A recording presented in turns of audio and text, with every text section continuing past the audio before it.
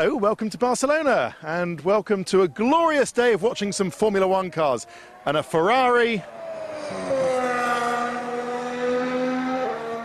on the track. And can there be anything, Formula One lovers out there, to fill your soul like watching a Ferrari on a beautiful day like this in the sun at a proper racetrack? And I thought, because it's a proper racetrack, not being rude to Jerez or anything like that, we would come down to some of the high speed of turn 2 and turn 3 to see who's really got it in the aero department, to see if Ferrari's pace is real, to see how the Mercedes compares as well, and any other cars that catch our interest. So let's have a look at who we've got here.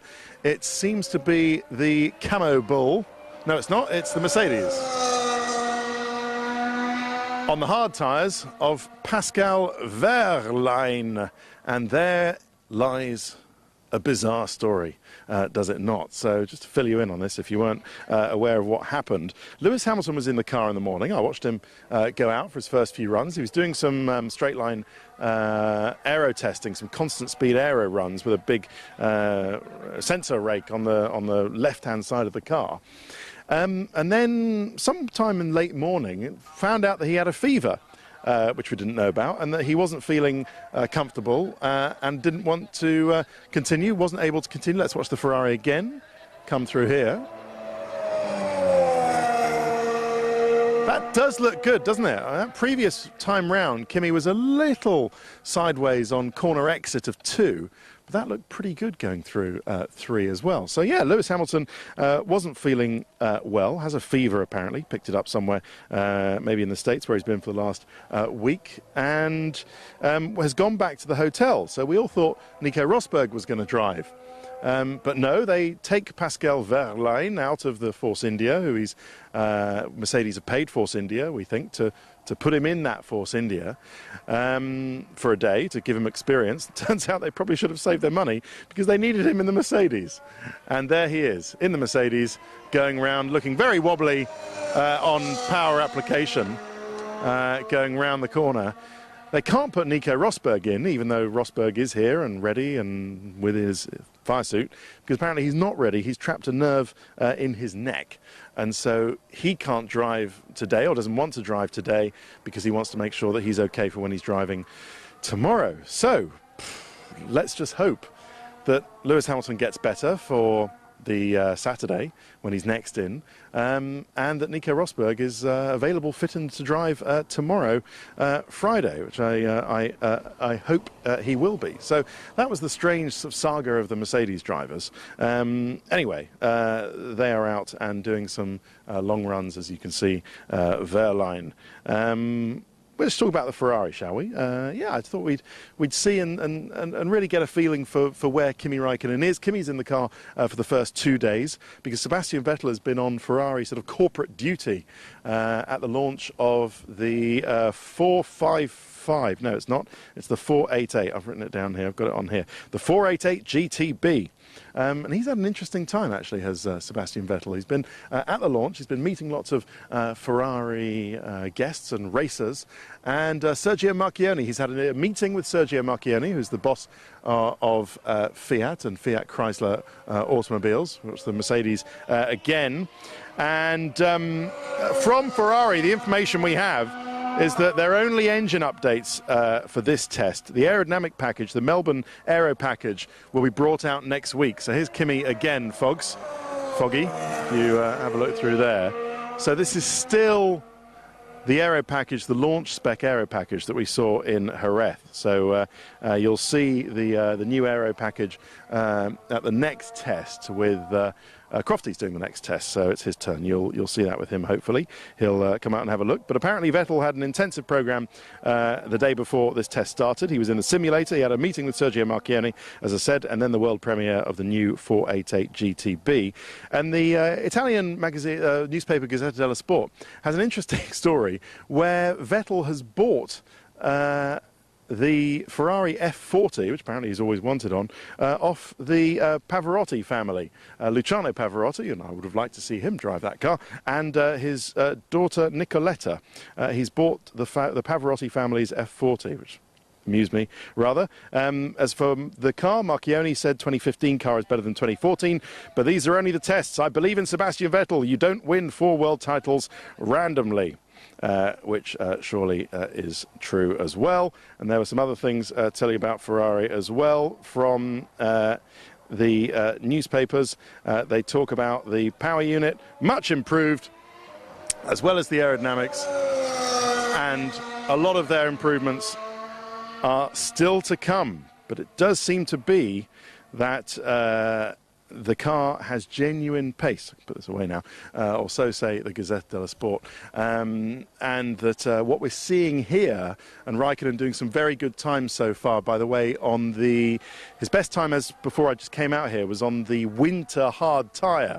Now that's a hard tyre, it doesn't have the markings, so it's kind of development tyre, only for use in the winter, that warms up very quickly, so you get good heat in the car in the cool of the morning, and it was only 1 degree here this morning, and heats up very quickly, gives that performance, as we've been seeing Kimi's now on the medium tyre, so I don't know what his times are at the moment.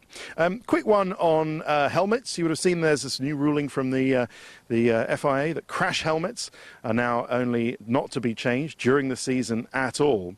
So the one who was using all these different coloured helmets, Sebastian Vettel, had already said that he was going to stay with the new white coloured, or rather white plain helmet with the German colours going back in a sort of swoop on his helmet. And the reason I've got the old phone out again, Foggy, is because I wanted to show you that it's actually, this is going to be interesting with a sunlight, isn't it? It's actually Michael Schumacher. I didn't realise this.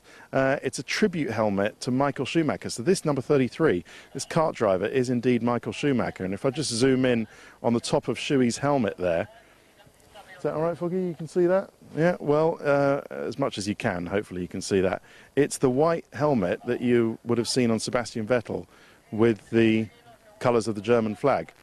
So those of you who are fans of Michael Schumacher and Sebastian Vettel will probably already have known that. But those of you who aren't, like me, I mean, not that I'm not a fan, but you can see what I mean, didn't know that, and that's why Vettel has got that. So they're not to change their helmets. Vettel had already said that he's going to stay with the same helmet throughout the season.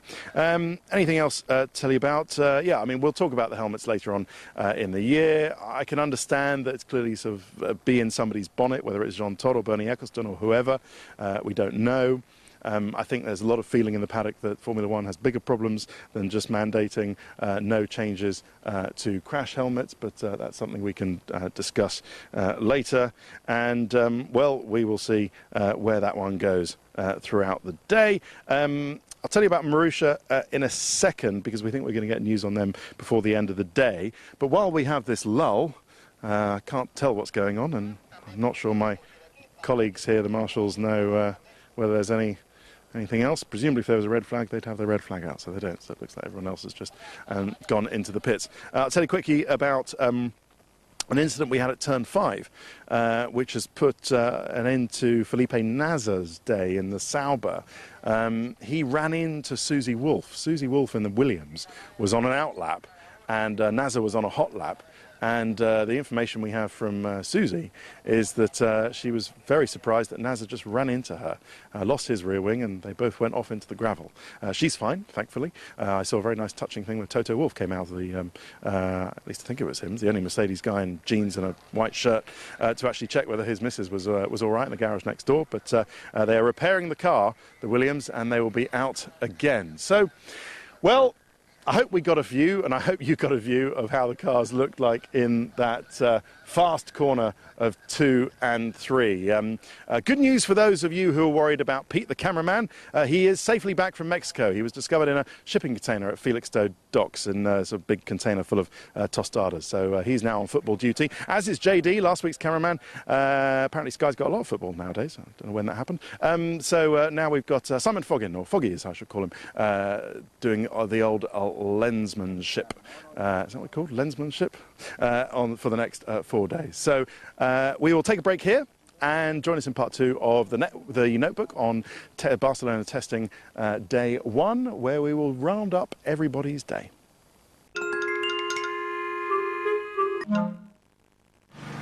Hello again, and welcome back to the second part of the notebook. Thank you very much, Simon.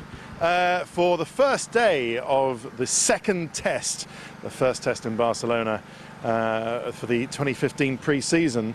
Sorry about this. This is what the circuit want us to wear. The circuit want us to wear a tabard. I didn't manage to get number 001 because I wasn't here at 6 a.m. and apparently they got handed out. I didn't manage to get number 007 either. Obviously they would be the only good numbers. So I've got 121. I don't mind it, it's quite good, but circuit want us to wear this. So that's why you've been seeing me and Rachel Brooks wearing these.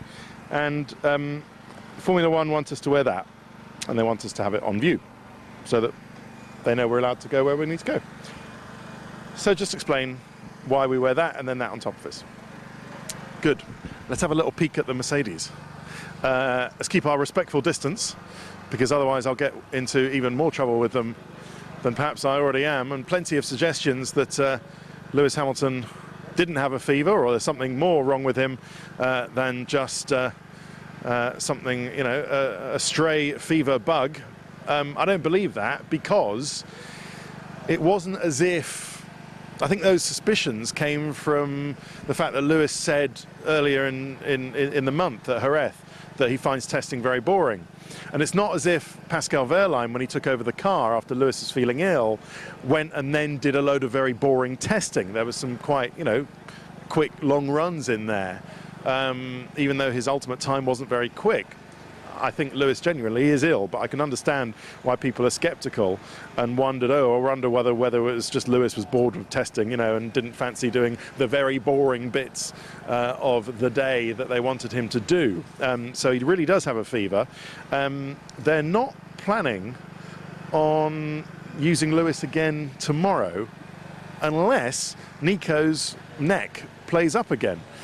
So the plan is at the moment for Nico Rosberg to drive tomorrow.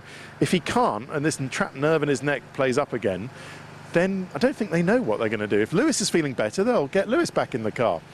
If not, then they'll get Pascal Wehrlein in the car again. And it'll be a strange old test for Mercedes. So they had a lot of things go wrong today because they had some technical problems in the morning as well. So it didn't really go well, and now they're on the FIA scrutineering pad, checking stuff out at their own behest, even though the paddock policeman there, Joe Bauer, Simon on the right-hand side with his back to us, is there checking the car over as well. But just tell you a little more, they've got a new rear wing, you can see on that, that's got the central rear wing support.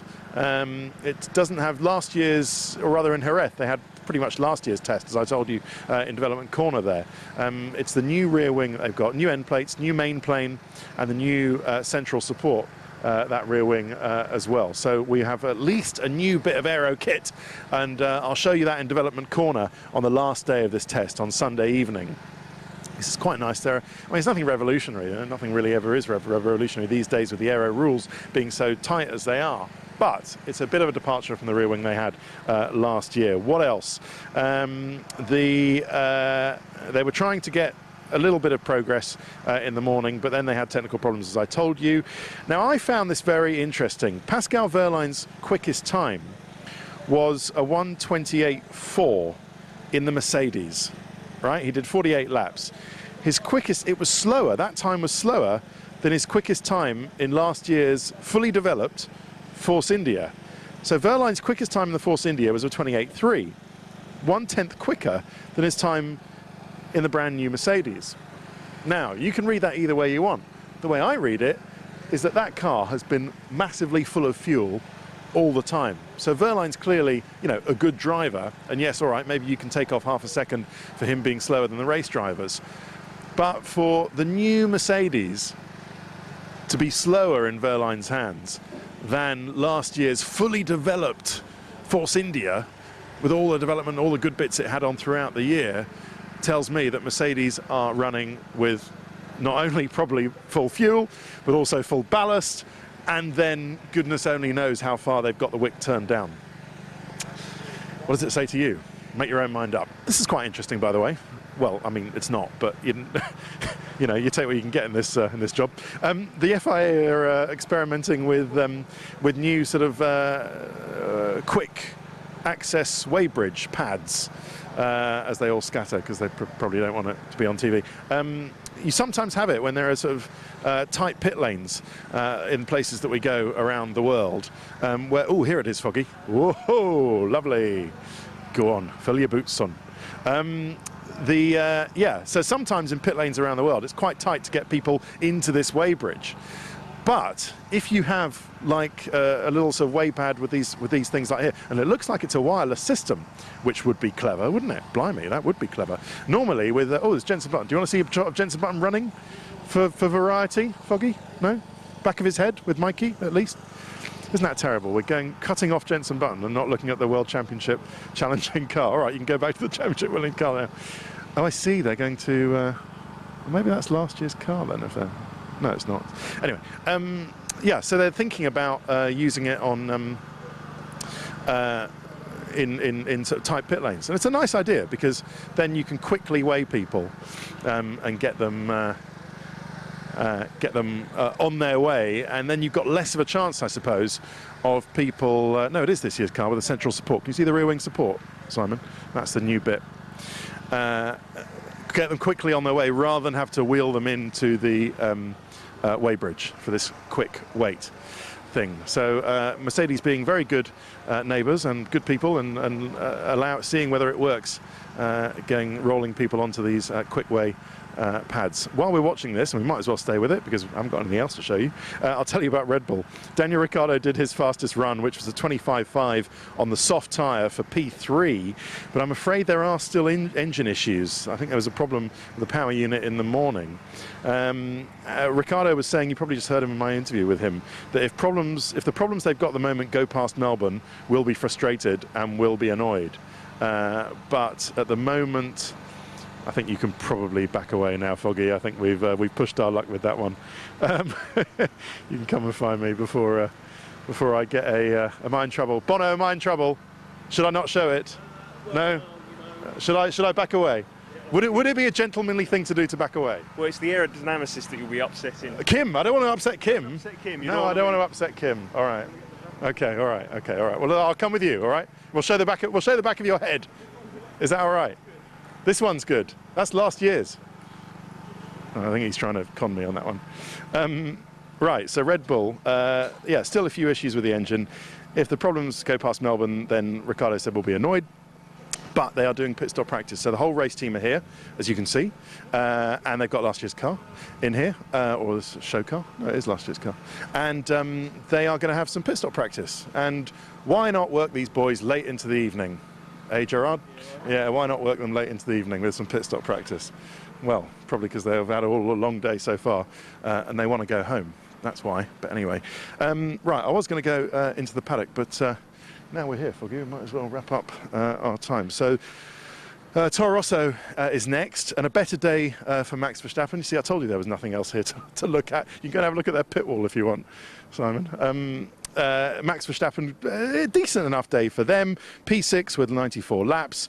They did have problems in the morning, a fiddly thing they had to take the gearbox off for. They did a race simulation in the afternoon with pit stop practice as well. They actually were a bit nervous about Verstappen hitting the mechanics. So they put these cones out here, as you can see, to replace human beings, which I thought was a very, very sensible thing to do. And if he did hit anybody, well, it wasn't going to be anybody, it was going to be these cones. So that's what happens when you've got a rookie 17-year-old driver in the car and you're practicing pit stops. You replace human mechanics with cones. A very good idea. So they did a race simulation. They were talking to him on the radio, trying to get a bit more ideas, you know, in his head about how he needs to report things back and forward from pit to car. So yeah, progress, I guess, being made from Max Verstappen's point of view. Ferrari, Maurizio Arrivabene is here. He is in the house, and we'll be giving a press briefing tomorrow, we hope. So we'll hear from him. The line from Ferrari was that we weren't chasing times today. Really? Blimey. Okay, well, they did a P2 with a 25.1, 1 minute 25.1 for Kimi Raikkonen, 74 laps on the medium tyre. Okay, so that's significant. Ricciardo was on the soft. Maldonado, who was quickest, was on the soft as well. So Ferrari was on the medium, but they were short stints.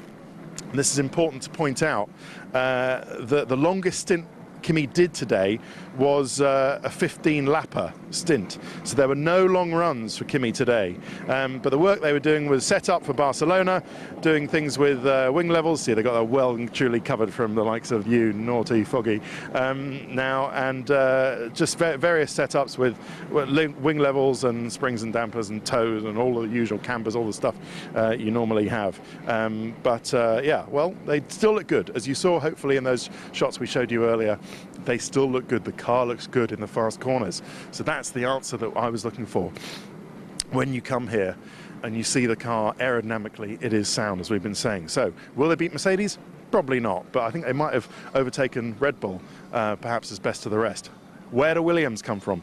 You know, we'll see. McLaren, bad day for them. You would have heard it if you'd seen all the details earlier on. They had a seal go. I don't mean the animal. I mean there was a seal in. See if you can peek through the gap there, Foggy. They had a seal on the MG UK system, and that failed, and the MG UK went bust, and that required a full change of the engine in the morning. At that point, they knew their running was over for the day with Jenson Button. He only did 21 laps and was 7th quickest. They have a fix in design, or they're going to get a fix, but it's not going to arrive here until Saturday, in 2 days' time. So what they're going to do is run Fernando Alonso in this car tomorrow, and then see if it breaks again, and then go from there. So they've changed it, because it was going to be Jenson Button today and tomorrow, but they've changed it now so that Jenson isn't overly disadvantaged by what they think is going to be another MG UK, there's the KERS that you know, problem tomorrow. So they're kind of expecting the same thing to happen again tomorrow. You never know, touch wood, it might not happen at all. But it probably will. That's the kind of vibe that I'm getting from McLaren. Okay, I think that's about it on them. Force India, yeah, as I said, Pascal Wehrlein with a 28.3, but Sergio Perez, 4th quickest and 2 seconds quicker on a 26.6. So surely that's not just Wehrlein being an experienced driver, that's to do with fuel levels. But apparently Perez was in the gym when he got the call to come to the circuit, because Wehrlein had to go into the Mercedes because Lewis wasn't feeling well, and so Force India needed a driver. Compliments on the music choice in Force India, I must say. What is it? Try like you mean it. Smile like you mean it. There you go. So I have to wait for the. Is that Jenson doing a quick sprint finish? It is. Wow, he really can. He aces those triathlons. Go on, Jenson. No response. Quickly on the Force India, yeah, so he got the call and then legged it, Perez, in. He's wearing a Schubert helmet. He's changed from an Arai to a Schubert, it would seem, Sergio Perez, for those of you who like that kind of thing. But straightforward day. They did tyre work and whatever aero run they could understand with last year's car. Quickly on Williams. P10 for Susie Wolff, with hard tyres and race fuel for what they were doing on theirs. She was actually on a soft tyre run and a quicker run when she had the coming together, when she was on the outlap, the coming together with NASA, which was a problem, so that we never actually saw how fast she could go on soft tyres and a bit of low fuel. So that's a little bit of unfortunate, but they had didn't have technical problems. A little frustrating doing setup checks and system checks and things like that. Also says systems checks for Felipe Nasr in the Sauber. For his point of view, he said that he didn't feel that Susie saw him coming, and that's why they collided on track at turn 5. All right, well, half a dozen of one and 6 of the other, I think, on that one. And P5 for NASA and 79 laps. But otherwise, they've got a nice few developments, which we'll show you on Development Corner on Sunday on that Sauber. A tighter engine cover and a new rear wing as well. Right, that is it. We are bang out of time. Thanks very much for watching. We'll see you tomorrow. Goodbye.